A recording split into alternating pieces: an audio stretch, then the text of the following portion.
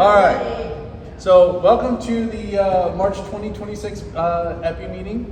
Tonight's program is going to be basically almost anything you ever wanted to know about hybridizing. The programs might run a little bit long because we got a couple demos in the middle of it too. So if we run too long tonight, we'll split it up. I'm going to try to do it all in one shot.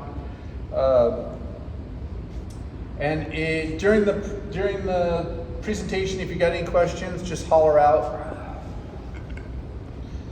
So, no, I think I'm going to leave it that way. I don't have to run back and forth. This is the only thing I had blooming. So we got Falsino Philo here and Rudolph's Surprise. For those of you that may not grow the extra smalls, they generally tend to bloom twice a year. They'll bloom now, and then usually for me, I'll see another flush of blooms in October.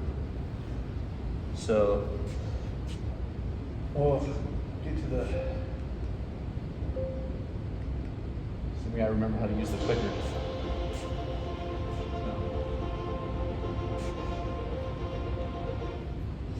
So you want to be a hybridizer. You want to grow from seed. Step one in the process, realistically, ask yourself why. If you want to do it just because, this isn't really something you want to get into. When you've answered the question why, ask again, are you sure?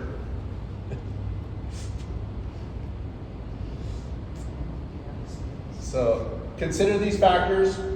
Do you have time and the patience to do it? No. From seed to registration averages 7 to 10 years.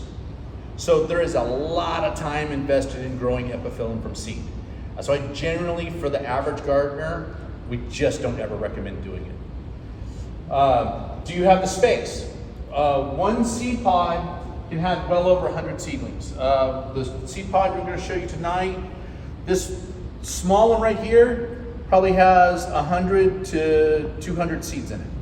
I had one earlier this year that actually will be in this slideshow that's probably 3 times bigger than this, had over 500 seeds, easy. So you got to think, what am I going to do when all these come up? So you need to have the space. Can you be absolutely ruthless in throwing plants away? As a hybridizer, 90% of what you grow has to be thrown in the trash.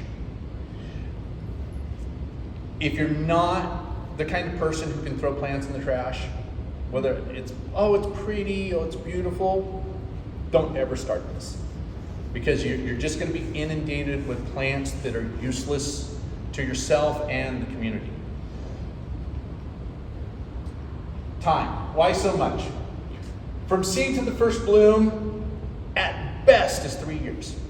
I've been doing growing from seed a long time. The max I've ever seen is 3 years. Yeah, the average for first bloom, 5 years. Also, the first time a plant ever blooms, it may not be what it's actually going to look like for you. And before submitting a hybrid for registration, it needs to bloom exactly the same in 3 different seasons. A lot of people, this is where a lot of people go wrong. They will see it, they will have a flower, it's pretty, it'll bloom 1 year, they'll let it bloom one more time, and then they send in the registration form. How many of you have grown flowers? You look at the book, it doesn't match what it says in the book. We've all done it, we've all seen it. That's the reason why right there, is because they're not doing their due diligence and letting the plant mature enough before registering. Here's an example. This is one of my seedlings, French Gold by Falling in Love. This is absolutely huge. It's just jaw-droppingly huge. I planted it in 2010. The first bloom was 2024. So I sat on it all those years. So you can see patience. Whether it's ever going to get registered or not still remains to be seen. Here's an example. You can see this is one of the Robert Cuttle seedlings. You can see over here on the first year how bright orange it is. Then the second time it bloomed, it went more red. So if somebody would have registered it here, they would have described it as orange. And then they distribute it and everybody starts growing it out and it won't match the description in the book. So now, this is the second year, and I was also told that the third year it bloomed this color too. So since it changed, you needed to do it one more time, just to make sure. Here's an example, Petal Pusher by Princess Kelly, and you can see the drastic change between year to year. So your first year and your third year look similar, but in the middle, you had something that was completely washed out and just went pale pink. So you have to sit on this. You can't register it yet because it's not stabilized.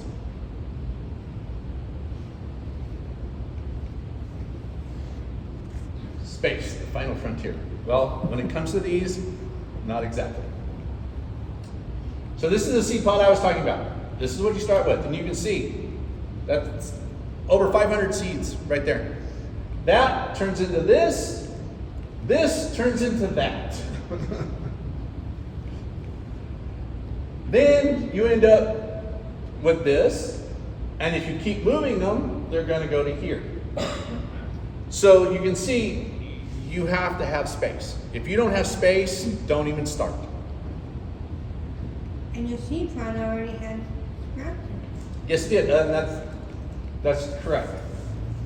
Sometimes when you're doing seed pods, they run out of patience. They want to grow, so they start. And this is actually right here. So if you guys want to, before you leave, if you want to see what they actually look like in person, just don't touch the seedlings, please. No. And this right here, this is what happens when you don't trim your plants because of COVID, and you end up with 45 seed pods in one season. I don't recommend doing that. I don't either. Ruthless, but they're so pretty. Why do you have to throw them away? There's over 17,000 registered varieties in the book. Do we have 17,000 varieties available to us? No. But probably about half still exist somewhere in the world. Just because it's pretty, or you don't have it, or we can go even a little further, if you don't have it in your region. There's plenty of German hybrids that have never made it here in the United States. We're seeing this a lot. We're having problems here with this a lot because now epis have gone really worldwide, and we're starting to get a lot more international registrations.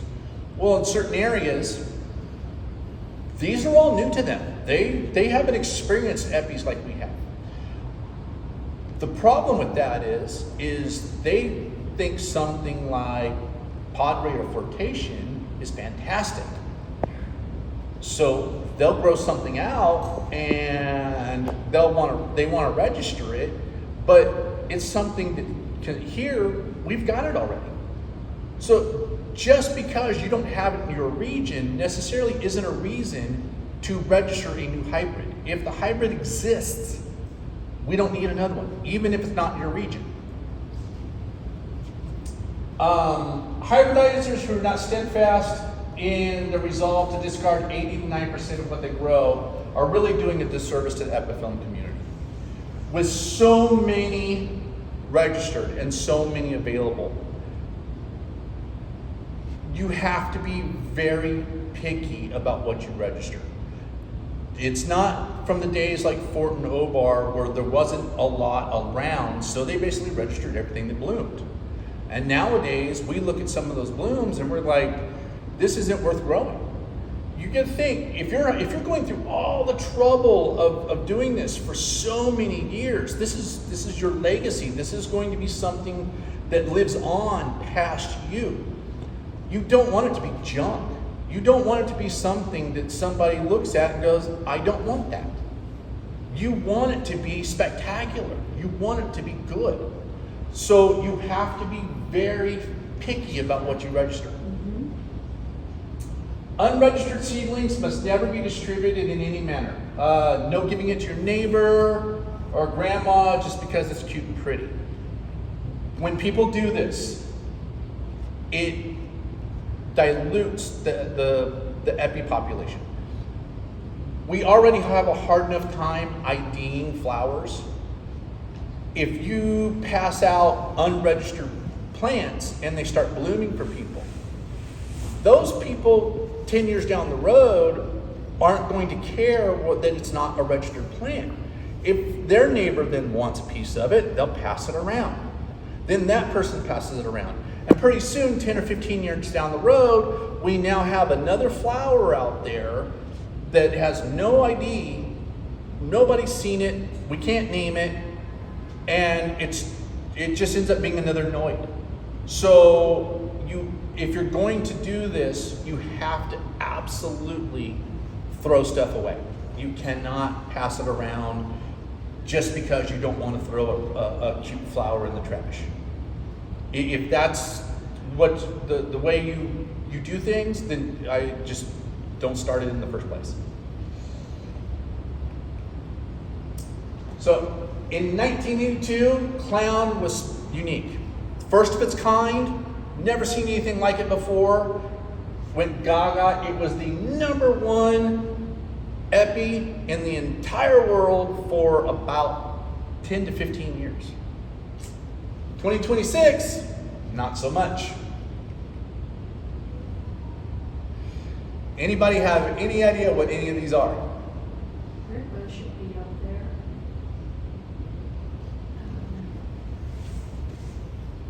Ornament Bailey, Vern Hettinger. See, that's the problem. You have to be unique in what you do. We already have clown. We have clown lookalikes. You're hybridizing now and you get one that looks like this, it's got to go in the trash. You can't keep going with the same colors. Nobody wants them anymore. What made it unusual, the white against the... Mm-hmm. It was the first one that had the raspberry and white together. That's what made it so unusual. And I'll tell you right now, a lot of people think they have clown. You'll see it all over Facebook.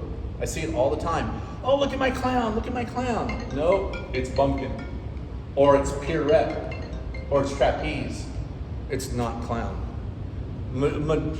Probably 50% of the people who think they have clown actually have a clown hybrid, not actually clown.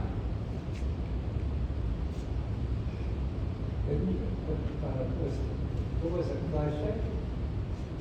Phyllis Flagship? Mm-hmm. She didn't even know what the... No, it was seed that came from Park Nursery. She just bought seed from Park, and there it was.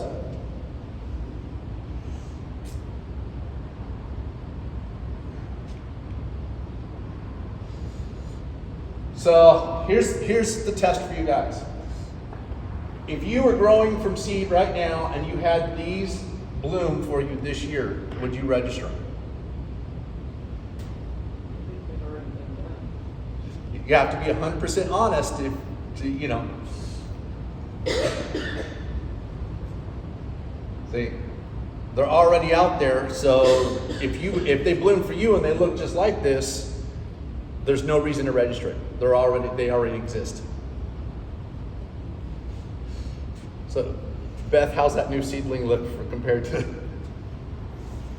Compared to that picture, it looks pretty good. It's close.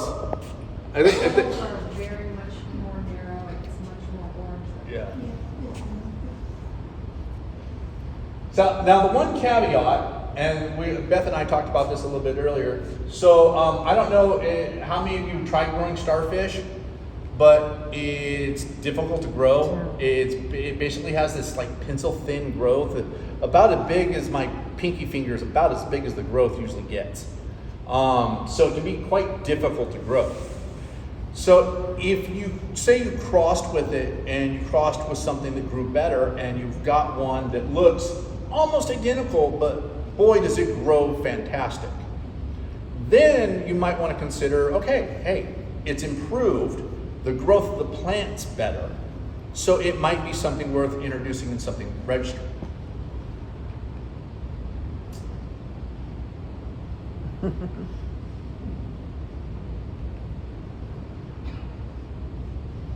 Don't you think clown could have been Bertha Talbot Roos seedling? It might have, because we don't have any clue what Park used, because they didn't put any. I always suspected that's what it was. Because the color would make sense, because It's similar. Bertha has that color to Yeah. it. Yeah. So pollination. So be purposeful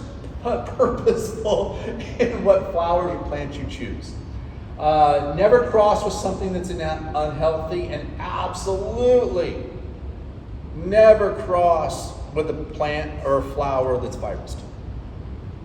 The variegation virus, we're still finding out whether it can be passed on through seed. We're not 100% sure. Anecdotal evidence over the years says that yes, it can. But the testing is still ongoing. Sorry. Have a picture in mind and what you're wanting to achieve with the new hybrid. If you're going to cross these two, what are you looking to gain?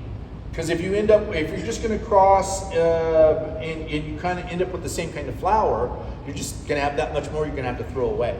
So you're trying to get something, whether it be growth or maybe a better petal count, different color combination. They're all factors to consider. Even the time of year, a lot of what Rudolph has done is one of his goals was to try to get an epi hybrids so that we had epi blooms every month of the entire year. So by doing that, he's created some of these that tend to bloom 2, maybe 3 times a year, depending on what part of the world you're in. So if you're going to start, the first process is the pollination. You're going to need some paint brushes. Usually the 99-cent store, these little cheapy kids paint brushes work the best because the pollen comes off of them real easy. If you use like a silk paintbrush, the pollen tends to stick to it. Little condiment cut, a Sharpie, and I recommend flag tape because it's so easily to find. This is what it looks like. It's in the tool section in basically any hardware store. The reason for this is basically so you don't accidentally remove your seed pod later.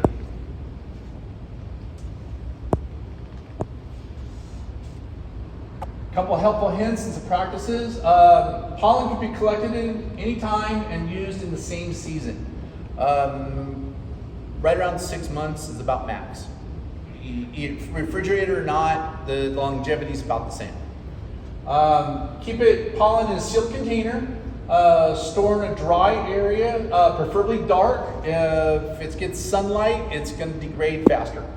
There's no need to refrigerate. We tested pollen back when Don Burnett and I were doing it. Refrigerated and non-refrigerated lasted about the same amount. So there's really no need to do it. Clean your paintbrushes after each use. You don't want to accidentally cross-contaminate.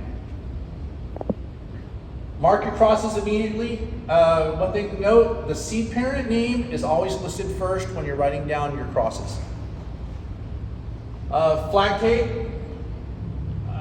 Pollination is best done in the morning before the insects have a chance to do it for you. we don't really have the natural insects that pollinate at night, like if these were growing down in Brazil or the southern hemisphere. But bees will do it. It only takes 60 seconds for a flower to be fertilized. So no need to cover up the bloom after you pollinate. There was I don't remember her name, but there was actually a scientist who actually did a study on this and published a paper. How she figured it out, I have no idea. But yeah, 60 seconds, that's all it takes. So a little bit of flower anatomy. So back here is the ovary. This is where the seed pod's going to form. Here's your standard tube, the flower. So if you're unaware, so these are the stigma lobes. This is what you're going to actually put the pollen on. And here's your pollen right on top of the anthers, the filaments.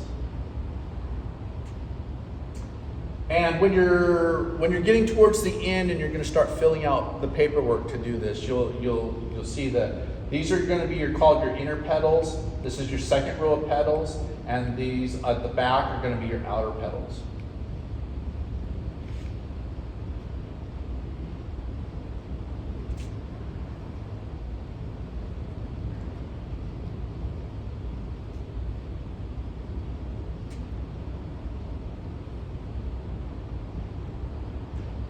Is that just a piece of paper? Yep, I just cut a little piece of paper to just help get the pollen down in the cup. That's really all it is. And you'll see in the back, the end of this, I put a piece of tape on it. Just puff of wind comes along and there goes all your pollen. But these little condiment cups work great for collecting pollen. You can buy them just about anywhere. Walmart has them. Smart Final. So, and you can see right there, there's a little bit of pollen.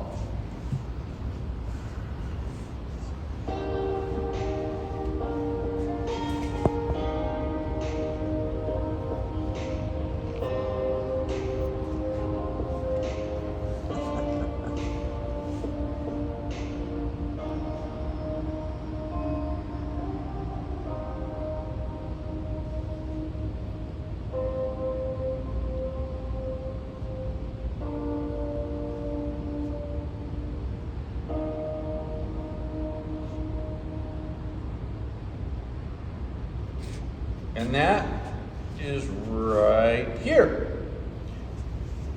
Once you pollinate, that flower is going to close up that night. It won't last for 2 or 3 days like they normally do.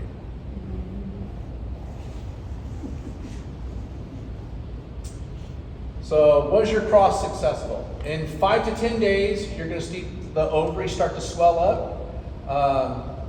Now seed pods take a lot of energy from the plant. So generally, I never set more than 1 seed pod on a plant. We all know that in general, we tell everybody, if you're not going to grow from seed, take the pod off. The growing a seed pod for the plant is the #1 thing that will tank a plant. Epiphyllum have a built-in survival system.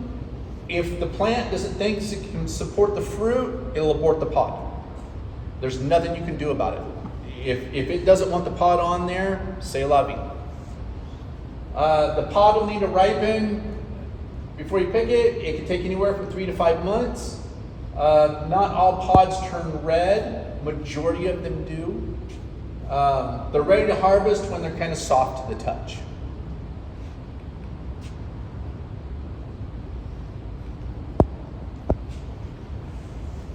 So you'll need a few things, preferably a glass jar.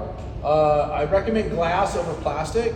The seed have a little jelly-like substance to it, and it tends to stick more on plastic than it does glass. You'll need a colander of some sort, preferably one. I like the collapsible ones just because they're easy to store, but you want the holes in it to be large enough for the seed to fall through. It'll make your life much easier. Coffee filter. Oh, shoot. Dang it. Coffee filters, Sharpie, and some kind of pan to catch the water. So I'll show you how to do it real quick. So Vicky was nice enough to bring us a seed pod, and you can see that the flour, the dried up flour. So all you do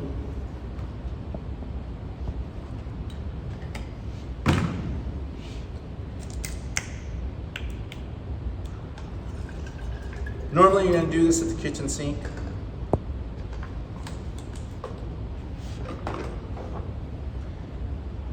Just cut your seed pod in half. Don't worry about cutting seed. There's going to be plenty.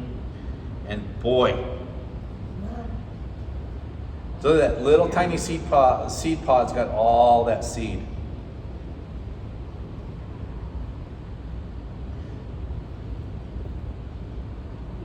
Just squeeze it in the jar. Don't worry about if you miss a couple of them. You've got hundreds. If you have trouble getting the flesh out, you can use a spoon to scoop it out, kind of like you would an avocado. And you can see on my hands how the seed are sticking.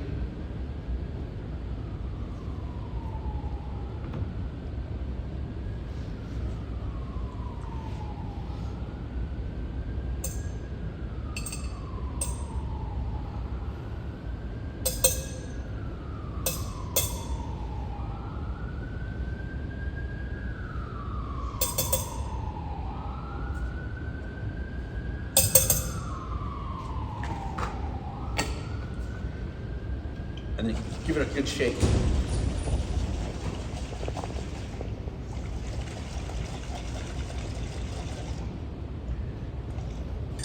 Then what you're going to do is take your colander, pour it right out. If you're doing it over the sink, put some water in and rinse your jar out, get all the seed. Here we're just going to do a little water over the top, and then I'll hold it up and show you guys. So you'll see some of the seed is still stuck in the fruit of the I don't know what you call this. Jelly. The jelly of the fruit, or the flesh, not would be the flesh. So if you're doing this over the kitchen sink and your sink has a sprayer on it, just take that sprayer and work it in there, and just knock that seed all the way through. And then all you got to do is the leftover stuff in there that you're not going to use, just toss it in the trash. And then what you're going to have is your seed in the bottom of your pot. So one thing about Epi-seed is the only seed that's viable is the seed that's at the bottom of the pot. If the seed's floating, it's not going to germinate. So what you want to do at your kitchen sink is just kind of see what's going to stay at the bottom, and then just pour until you get right to where you just got it's going to be kind of hard to see, but you got just a little bit left in there, and mostly that seed that's sitting at the bottom of the pot. Then you're going to take your coffee filter, and I usually recommend write your cross on the coffee filter. That way, after it dries, you've already got it, and then if you don't have to keep notes or anything. And then just pour it out right onto the coffee filter. And that's really all you have to do to separate the seed.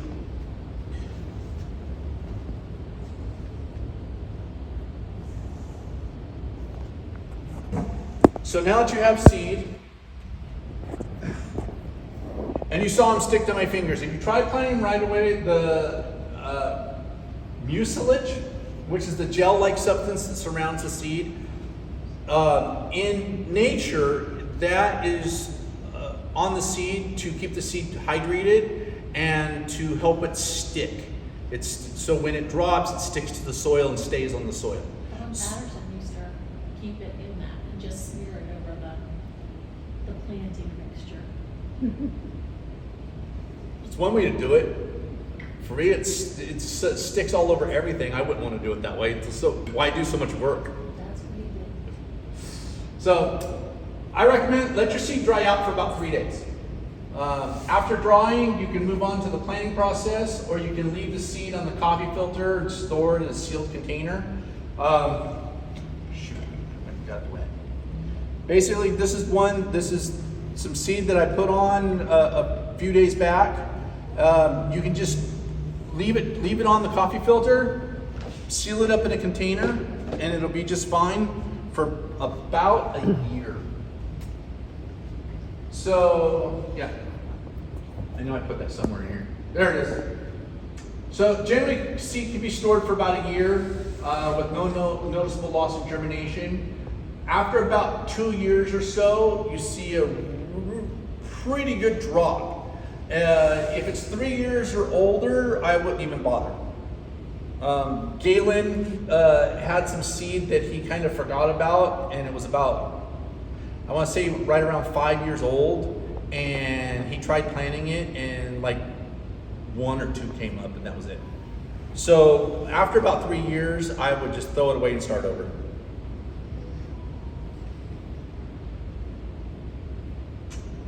So seed can be planted any time of the year, provided you have 3 things: moisture, light, and warmth. Epiphyllum seed germinate best in a greenhouse environment. You can do it outside, but you tend to have a lot less come up. A couple things you're going to need. You need a plastic container of some sort, bottled water, seed starting mix. The brand doesn't matter. Almost all seed starting mix is made of peat, so it's virtually all the same. Just whatever you can find at your local store. You need some kind of sand. I prefer what they call play sand. It's what you use for sand boxes. It tends to be a little finer than, say, like a silica sand used in construction. A spray bottle, and here you're going to want a pen and paper, because once you do this part, you're going to want to start your notes. And you're also going to need some kind of numbering system so you can keep track of your seedlings. So some optional things to help that can be helpful depending on how you're going to grow them. This right here is a full spectrum grow light. You can actually now find these at like Home Depot and Lowe's. They have small ones for like $20. A heat mat. Epiphyllum seed germinate really well with bottom heat. But if you're going to have either one of these, you have to have a timer, because you don't want to leave the lights or the heat mat on 24 hours a day. You want to run it in about 10-hour cycles. When I do it, actually you'll see my setup in a few minutes. So let's talk numbers. You're going to need some kind of numbering system to keep track of your seedlings, because you're going to end up moving them from pot to pot eventually. You're going to have hundreds of plants from just one seed pod, so you need a system that's going to be able to account for all those plants. Create a number system that's easy for you to use and that you can be consistent with from year to year. You don't want to have one numbering system this year, and then maybe in 2 years you're going to do another couple of seed pods and you change numbering systems. 10 years down the road, you're never going to remember what you did. Keep accurate records, very important. Always use this format with the parentage. It's the seed parent, then the pollen parent. So it would be clowned by Lady Ruffles. Some examples, K14-2 would be Cuddle, which is Robert Cuddle seedlings. It was his 14th cross that he did, and this is plant number 2 out of that cross. Evelyn used the same kind of numbering system. So Evelyn, and this is the 57th cross that she did, and it was plant 15 out of that cross. Harold F. Watts, a lot of you know that Galen went and found all these seedlings that were, Harold had grown them for years, but never registered anything. So Harold just numbered everything. 258, he had a master list of what 258 was, and anytime he did a cross, he'd just write that number on it. 258 by 101. So if you didn't have Harold's master list, which thankfully we did, you had no clue what hybrids he used. Myself, I went a little different. I use a numbering system for the date. So I do 2010 D3. So like the seedlings that I just did this year, like that one right there, is 2025, because I planted that in December. So I use the year I planted it, just so I automatically know. And then I use the alphabet. The reason I use the alphabet is I try to limit myself. If I get to Z, I've planted way too many. Yeah, after COVID, I think I was up to, once I went to Z, I go back to AA and then BB. You I went think. to ZZ. No, I didn't get as far as ZZ, but I think I got to like HH somewhere in there. Yeah. So I went way overboard. You're not funny. So, and then plant number 3. So, let's see. This is the planting demo. So basically, all you do, as you can see on here, I use clear containers, so all I have to do is take a Sharpie and write the cross right on the planting container. That way, less notes.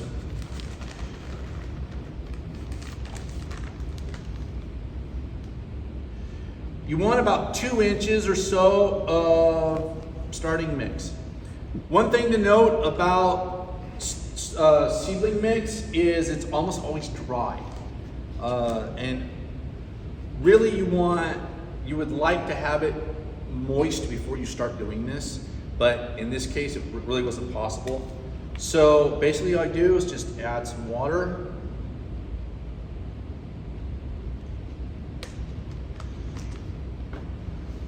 And because it's peat, it takes about a day for it to soak up that water.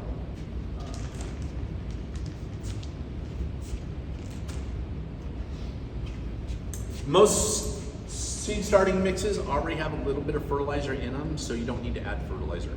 I don't recommend fertilizing your seedlings right off the bat. What's in these mixes is plenty for them through the duration of getting them outdoors. So after that, take sand and just cover lightly .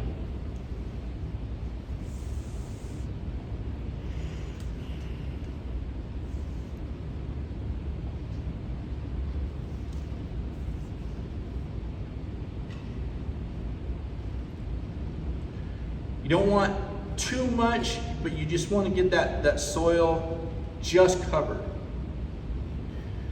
The sand's going to help you in 2 ways. It's mainly there for moisture control. Once you close these up, you're not going to want to keep opening them. So looking at the sand is a real easy way to see if you've got too much water in it or not enough. It's real easy to see if sand's dry. So then all you do is you take your seed that you've had for a while, dried out, and you just take your thumb or your fingernail and scrape them off in there. It doesn't need to be laid out in any way. Even if they stick to the side of the container, don't worry about it. They will actually germinate on the side of the container, and then you can just kind of gently move them down later. So once you've dropped your seed in there, just take a little bit of sand, and this you just barely want to cover them. Not even like 1/8 of an inch, not even really 1/4 of an inch cover. You don't even actually have to cover them. I just think they do a little better covered.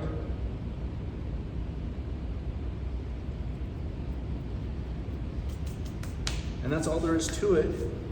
And then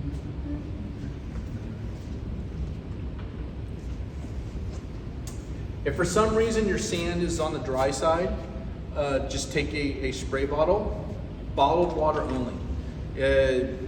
Our tap water has too many contaminants in it to use for seedlings.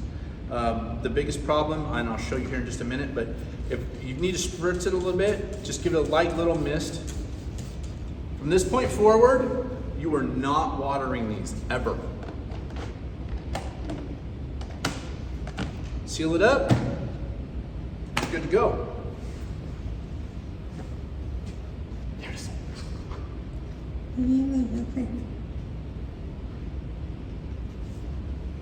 This is my setup. You see, way too many. So, I root my seed, I plant my seed in winter. I always do it in winter because I'm not doing anything else. So here, instead of buying expensive heat mats, I discovered these rope lights.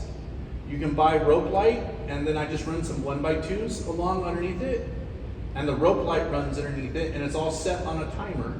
And here's my grow lights. The rope light acts as your heating mat. It gives off enough heat with just in a couple hours that you can actually go out there and you can physically feel the heat coming up.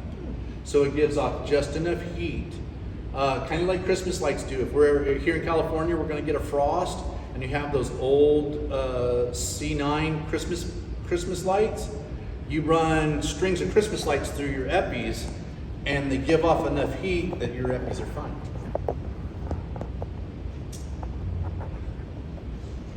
So, and if you have a setup like this, once every couple of weeks, because you're different, your light's going to be a little different.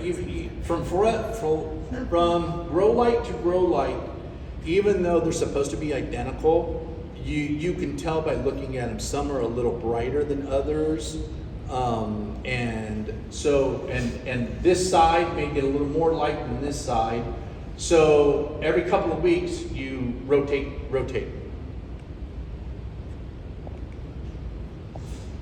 So now that you planted your seed and set them in place, be patient.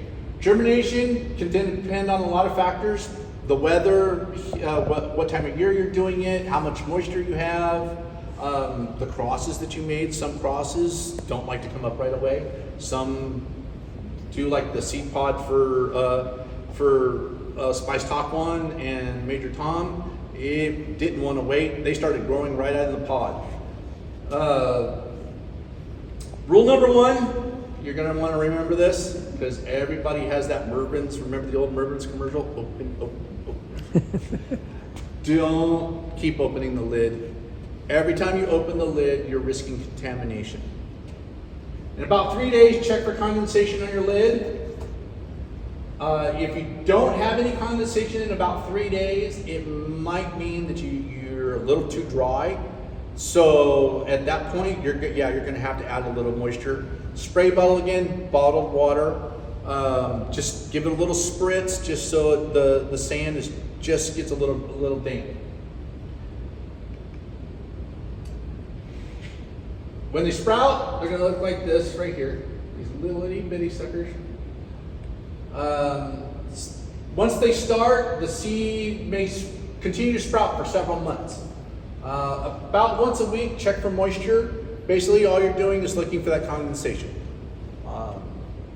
If there's a lot of condensation on the lid, come along and just tap it.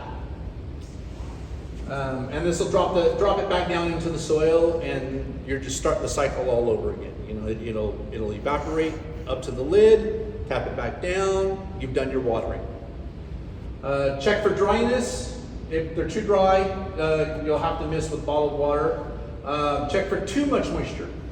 If your sand starts molding, or it just plain looks waterlogged, then you're going to be forced to just leave the lid off. If you're going to do that, leave it off during the day, put the lid back on at night. And if you have multiple containers, rotate them every few weeks. Again, follow rule number 1 the best you can. This is why you follow rule number 1. Damping off is the number 1 issue you have in young seedlings. What it is a fungal disease that rots the seed at the soil line. You see it right here. Boom. And there's absolutely no way to control it other than prevention. So that's why you don't want to keep opening the lid. Every time you open the lid, we do the contaminating. The moisture, the oils and stuff from our fingers and stuff like that. That's why you want to use bottled water. You don't want to have tap water with all the chlorine and the chemicals that the city puts in there. It just contributes to this happening for you. Like I said, follow rule number 1. Too much moisture and cool temperatures are a contributor. Like I said, if it's waterlogged, you need to dry it out. Cool temperatures. If you're going to do it outdoors, you have to do this in the spring. If you do it in the winter, even in California, where we just have those days where it just stays too cool, and you risk this happening. Sand helps prevent this. Most people don't realize that sand, when you buy it now, it's millions of years old. They're coming out of the quarries and the pits that are way down there. So over the processing of it, it tends to not get that contaminated. It goes from the ground to a truck to a plant in a bag. Doesn't leave a lot of room for major contamination. So your sand tends to be a little more sterile, so it'll help in that. And the main thing is you can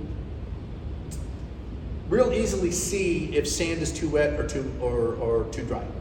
So you can monitor your moisture. If you do experience damping off, isolate the container away from your other seedlings because it is contagious. Open the lid, allow the soil to dry out.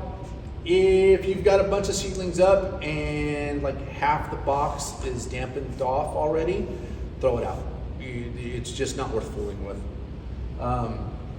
If you're desperately wanting to see if they'll make it, then you dry the soil out the best you can.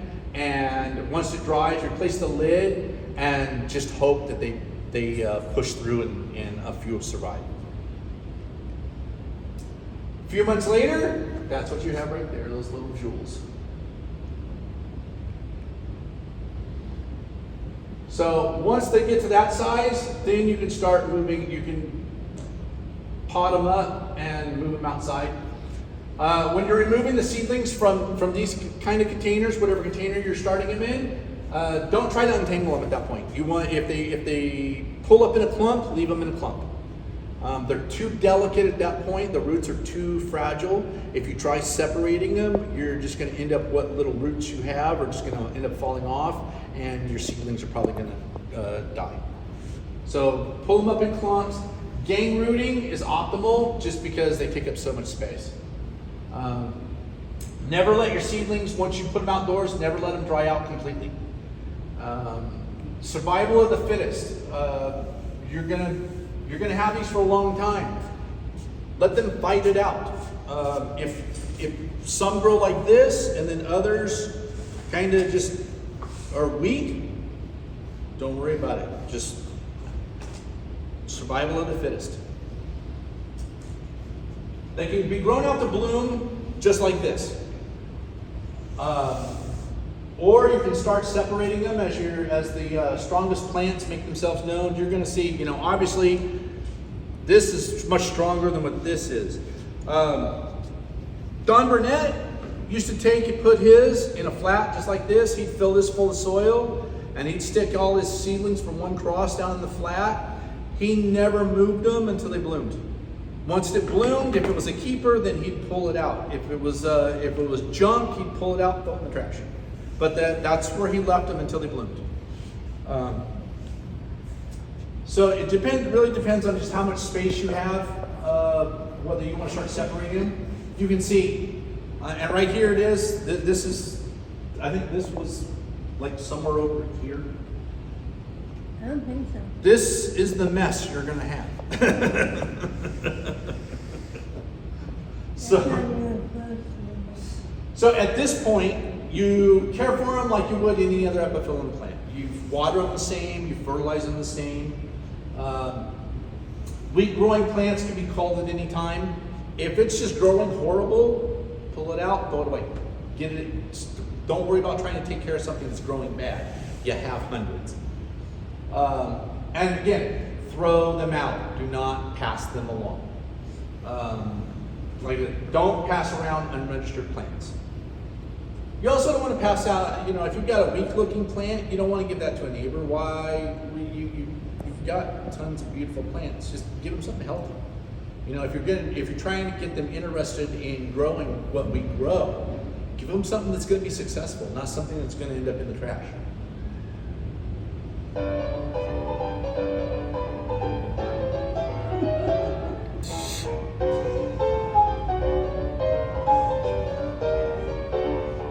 That's Chris. No. I tried to imitate this at the house. It was horrible. Now the hard part. Yes, every bloom is pretty to somebody. So just because it's pretty does not mean it needs to be registered and distributed. Be discerning. It's the hybridizer's responsibility to make sure the bloom isn't like flowers that are already registered. You as the hybridizer have to do your own research. The ESA is not responsible for preventing you from registering something. You have to see, is this unique? Is it worth registering? So your first round of cuts are going to be blooms that look too much like the parents. Yes? It's not that we're not responsible, we're not permitted Yes. to prevent people from registering everything they grow. Yeah. Most people kind of get it confused because ESA is the data collector. We collect the data from the hybridizers, we publish the data. We can reject something based on you not following guidelines, like the naming guidelines and stuff like that. But if you submit Padre, technically we can't turn it down. We have to put it through. Something, yes. Yeah. So it's the hybridizer's responsibility to make sure you don't do this. If you're a hybridizer, like we all know Fort Nobar. Fort Nobar registered everything. How many of you grow a lot of Fort Nobars now? You don't. Here we are. We're not really within just one person's lifespan. There's now a ton of flowers that nobody wants to grow because they're just You don't want that. 20 years down the road, you don't want people to go, oh, that person's flowers are just, I don't want them. So, blooms that are just ordinary and possess no special trait, again, throw them away. Take notes of the plant health, the number of days the bloom stays open, special features like scent or colored pollen. This one right here, a lot of, in the book, it'll say that the flower's fragrant. No, the flower's got a scent, it's not fragrant. The difference is, if you have to stick your nose right here, it's not fragrant, it has a scent. Fragrance means you can smell it from a couple feet away. So it's a notable difference. That's why a lot of people that go, what epis are fragrant? And we're going, not a lot. And most people don't like the fragrance because really they're not actually fragrant. They just have a scent. Most things in this world have a scent. Not everything is fragrant. And again, although it's pretty, today's epiphyllum enthusiasts do not want to see more blooms like Padre. Nowadays, if you've got a new seedling and it looks like another clown cross, There's not a one of us that's collecting eppies that want to see another one. So, time to put yourself to the test. Would you currently... He's currently a registered seedling with the first gun. Hey, I've been up since 4 a.m. So have I. awesome by Dijonais. So raise your hand. Who would register this one? All right. Either you're all doing really good or you're really good liars. Side by side with French gold. This is the seedling. This is French gold. As you can see, if you registered it 5 years down the road, the average person isn't going to be able to tell the difference. Over the Top by Esther Clark. I'm on the fence with this one. To me, it might look a little too much like Marmalade Punch. Crystal Flash by Yellow Tang. This is one of my crosses. Who would register this one? Yeah, in the trash. French Gold by Big Daddy. No? You said no? Why? Kind of reminds me of Chiba. That looks like Dawn Crane. Dawn Crane? Wrong Crane? One of them. There it is. As you can see, same color. Now, the petal shape's a little different, but is it enough to make it unique? I happen to know who has this, and they're on the fence about doing it. I think it recommend should be. don't. I think it's prettier. Now, I will say, all of my Ron cranes tend to spot. So if this doesn't spot whatsoever, maybe it might be worth. Kiwi Treasure Box by Shimmer. This one I've held over just because of the size. It's literally only about yay big with that many petals. So I kind of wish it would open just a little bit more. So I've held it over to see if it'll kind of mature a little bit more. How many times has it bloomed like that? Well, it's only bloomed once. This is the first one. Not ready yet. Chichi Casanango by Unknown Red. The purple in this, the color is fantastic in person. The flower is junk, so it went in the trash. I crossed with Chichi Casanango quite a bit, just because what I'm wanting out of the cross is Casanango growth with a colored flower. Unfortunately, this had just regular old epi growth, and the flower thin. Well, that's why you want Chris, one to you bloom mean from the it. weird leaf pattern? Yes. The problem with this is that Chi-Chi is so strong when you use it at a cross that almost everything turns out white. 99 out of 100 flowers are white. So, right in the garbage. Dijonais by Shimmer. This is a Robert Cuttle seedling. I actually like this, even though it kind of reminds me of its sister seedling, and also it kind of reminds me of Love It or Pink Tinsel. Although I compared them side by side while I was putting this together, and Love It and Pink Tinsel are a much brighter pink. This is a darker pink. So you can tell the difference. But it's the sister seedling to Lady Stardust, which is already registered. I think it's probably different enough, especially if it keeps this kind of spirally look to it. I like the narrow look. Yeah, I like this better than I like Lady Stardust, personally. This is Ophelia by Big Daddy, 10 inches wide. I held it over just to see what it'll do. but most likely it'll end up in the trash. Clown by Arturo, this one went bye-bye. Again, like I said, nobody wants to see another clown. Kiwi Treasure Box by Falling in Love. I kind of like it, I kind of don't, so I held it over. Yeah, and it's small. It's about yay big. So we're gonna see what it does. Pedal Pusher by Harold Knievel. As you can probably guess, this went in the trash. This isn't my seedling.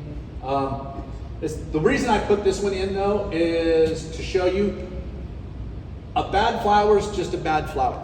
You're gonna know that first year it blooms. If it kind of looks like this, it's not going to improve enough. So you could just go ahead and toss it.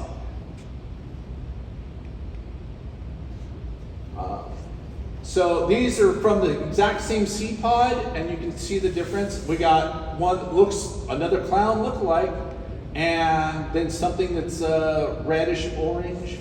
Both of these went in the garbage. Pink Tinsel by Jeffrey Kita. This is a keeper. I am hoping this doesn't change one bit. You can't see it in this, but all these outer petals here, they all flare back. So the shape of the flower is quite interesting. This is an unregistered seedling, which was Shimmer by Crystal Flash by Yellow Tang. This is the one that Vicky wants. This in here, you can't really see, with digital photographs, you can't really see it, but this is about 7 different shades in the center. When you see it in person, it's absolutely fantastic. So, now that your new bloom has made the first year cut, take as many photos as possible. You want from the front, the back, and both sides. You want to be able to see the tube. Note the exact size of the bloom. You'll need to see if it changes from year to year. They will do that as they're stabilizing. The first year it might boom huge. After that, it might downsize. As they tend to age and they start putting out more buds in a season, the flowers will tend to come down in size. So that's another thing you have to wait and see is, does the size change? Note the petal count, because this can change from blooming cycles. Even after they stabilize, a lot of people, if you grew Venetian Affair varies widely from year to year. One year it'll have just tons of these petals and it's fabulous. And then the same plant in a year or two may have almost half the petals. And there's like no rhyme or reason why it doesn't. Make note of anything that stands out. Colored pollen, fragrance, the reflexed outer petals. Well, chameleon, that one changes color. Yeah, that's right, I forgot about that one. Blue. Yeah. King Midas also too. If you were growing out King Midas as a seedling, King Midas will change color from day to day and year to year, depending on how much light, fertilizer, and all that. So that's another something you're going to have to watch for. Is if it is one of those that has a tendency to change color on a day-to-day basis after it opens, you need to note that pattern and make sure that pattern stays from year to year. Most of the time, the first year plant blooms, it will only put out 1 or 2 buds. In subsequent years, you'll want to note how many numbers of blooms it produces on a regular basis. And that's another thing, that takes time. There's no way to cheat it. There's absolutely no way to cheat it. One of the most horrible things you can do is graft a seedling. Because if you graft a seedling, you're not giving an accurate representation of what this plant does naturally. In coming years, you're going to want to know how many days a bloom lasts. what month of the year it opens. You want to also take note of how the plant grows. The more details you keep in your notes from year to year, the better. When you're growing hundreds of them, there's no way in the world you're going to remember from one year to the next how the plant's doing. New Blooms Class Lots test. It's unique. The plant grows well. It's healthy. It's bloomed the same 3 different seasons, and you have all your notes and your photos. Now the hardest part of all, you have to pick a name. This is it. It's forever going to be called this, and you want to pick a good one. It can be as challenging as picking whether to throw the bloom away in the first place or not. Most hybridizers, we have books and books of names that we've written down for years. Every time we think of something, we jot it down, or we pull out our phone and type it in real quick. There's a few rules when picking names. There's 31 right currently. The name must be unique. It cannot duplicate something that's already been registered. It must be 4 words or less and no more than 30 letters. You will see in the past that sometimes this rule was kind of ignored. We don't do that anymore. We're a little more picky these days. It can't be anything vulgar or degrading. You cannot name a bloom after a living person without their written permission. We've had issues with this in the past, so now you are required to submit proof that they have okayed you to use their name. You can't do anything that's copyrighted or trademarked. Like, well, clearly we know Mickey Mouse, can't use it. Toyota, trademarked, can't use it. Complete list of names. The rules can be found on the guidelines tab of the ESA website. 31 was a little too many to put in these presentations, so I just did the Diligent, the ISHS and look at their and in the coming next few years, we're going to probably revise these guidelines a little bit. Some of it, especially putting this together, I was reading through it, some of it's a little too generic. We need to narrow it down and tighten it up a little bit. Chris, did the ESA come up with the rules, or is this have to coordinate with the British? No, it's with the, International Society for Horticultural Science, it's part of their guidelines. yes, What was it? it's the International Society of Horticultural Sciences. We have to go based off of what their rules are. Because they're the ones who give us the authority to be to do the registration. Registration authority. So it's time to register my baby. So on the ESA website, there's a current fillable PDF form. You can fill it out and then save it and email it. You're going to end up emailing it to Beth. You also want to include photos showing the front, the back, and the sides of your bloom. This is very important. Processing fee registrations to be submitted at the same time, and this can be done through PayPal or mailing a check to Geneva. Info on doing that is actually on the website. And this is what the registration form looks like. So, oh shoot, went too far, sorry. So this is the registration form that I filled out for Bold Redemption. And you can see here it's got the name, the date that you're registering it. This is left blank. This is what we fill in. It was the pod parent was red chrome, and the pollen parent was an unnamed seedling of Evelyn's. The hybridizer for that one was Evelyn Shiraki. But Evelyn wasn't the one registering it. I was, so it registered under the nursery name. Very important to fill these out correctly. Please don't, if you're doing this, please don't leave these blank. I would recommend, even if you're registering your own, go ahead and put your name in both slots. It's just facilitates us processing the forms faster. Obviously, accurate email, phone number in case we have questions. And then you have to do the hard part, is that you have to start measuring everything. You have to measure the plant. You have to tell what kind of branches it has, whether it's 3-angled, whether it's flat, has both. You're going to need to measure the flower, length and width, the duration it stays open, whether it actually has a fragrance or not, what the flower substance, whether it's heavy, medium, or thin. And what that means is kind of the way the petal looks. Some petals will look, a white one that you can almost see through would be considered thin. One that's kind of velvety looking would be thick. You got to measure the stamens the best you can. Sometimes that's a little difficult. When you're filling out this form, you need to have a flower in your hand. You cannot do this off of photos. If you're doing it off of photos, you're going to get it wrong.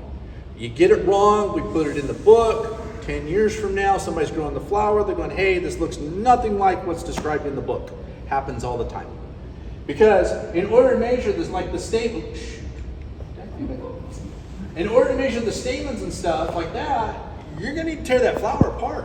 You're going to have to fold them petals down and actually measure them. You can't do that from a photo.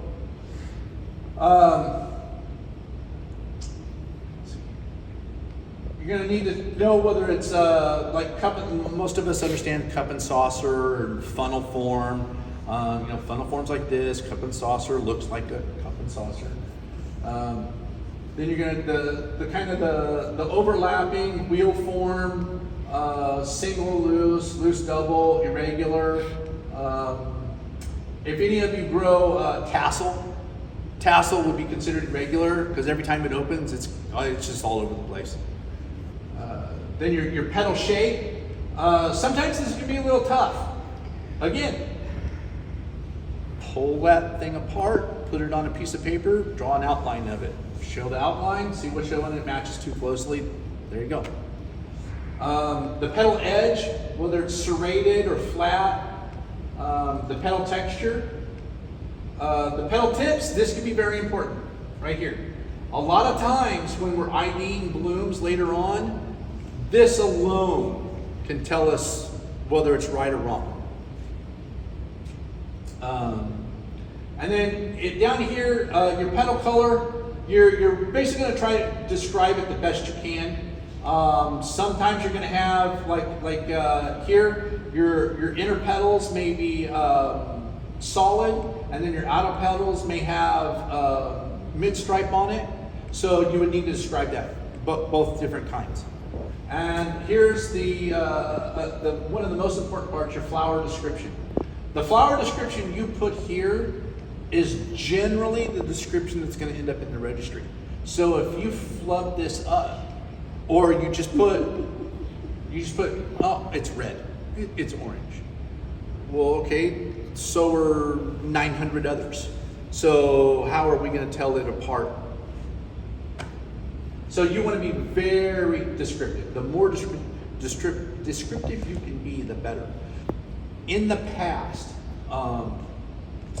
we used to have a larger form than this, and there was a movement in the past to try to let's get it down to one form. We're now seeing that was kind of a mistake. Now we encourage people. If you need more space than what we got allowed on the form, submit another document with the email, describe it the best you can. We'd rather have a really, really detailed description and then us say, okay, we need to pare it down a little bit, than something that's so generic that we can't tell the difference from one flower to the next. Can you reject the form if they don't have everything filled out correctly? Yes, and we're going to, since I became president and started getting involved with this part of doing things, I have seen some atrocious forms from some hybridizers that know better. And we're going to start rejecting them outright. It is not our responsibility to fill this out for you.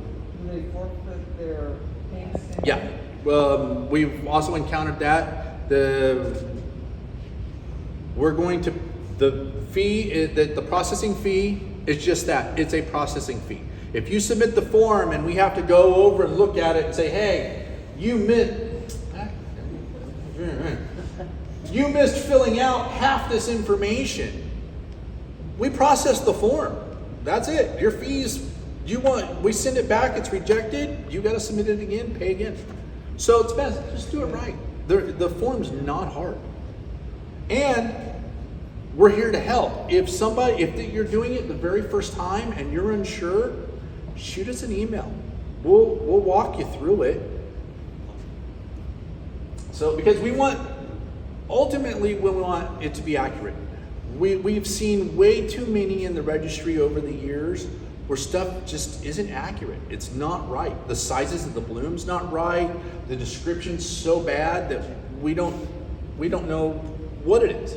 So what if somebody fills it all out and then they send all their pictures in and you know it's something that's already registered? You can't deny them? In truth, no. Wow. And we also know that's been done in the past.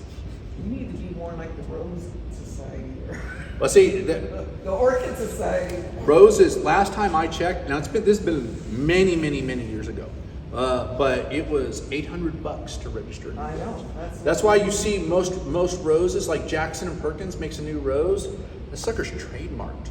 Yeah. They spend the money to trademark it so nobody else can sell that rose for 7 years. So what does it cost now to register? Right now, it's still currently $5 for members, $10 for non-members. That will be changing. We're going to completely redo this form. Once we get everything revamped and redone, it's going to be more in line with other societies, which are a little bit more expensive.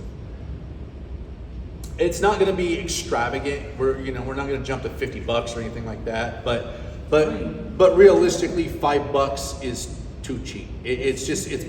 We're now getting an average of 100 or more per year. That's a lot of work to do. It's a lot of work to go through all this, and the $5 just don't cut it. It doesn't cover the amount of work involved. If we actually had to pay somebody, Beth does it as a volunteer. If we actually had to pay somebody to do this, it'd be expensive. Minimum wage now is almost $20. Yeah. Well, we have, So, Chris, just something that Jennifer mentioned, we also have members who are registering stuff for non-members. We're gonna stop that. yes. Yeah. Yeah, that's another thing too. It's gonna be once we redo it all, it's gonna be one flat fee no matter what. There's not gonna be a discount for being a member, non-member, because we saw that this past year, where somebody who's a member is registering a bunch of flowers that were grown by somebody else who's never been a member. So just to do it cheaper, they're saying, oh, you do the registration, and that's not fair. It's the same amount of work for us, no matter who's submitting the registration form. So when you're submitting your photos, they need to be clear. Stuff like this, like it's got a copyright on it, it's got a logo, you put the name in the middle of the flower. This is not acceptable.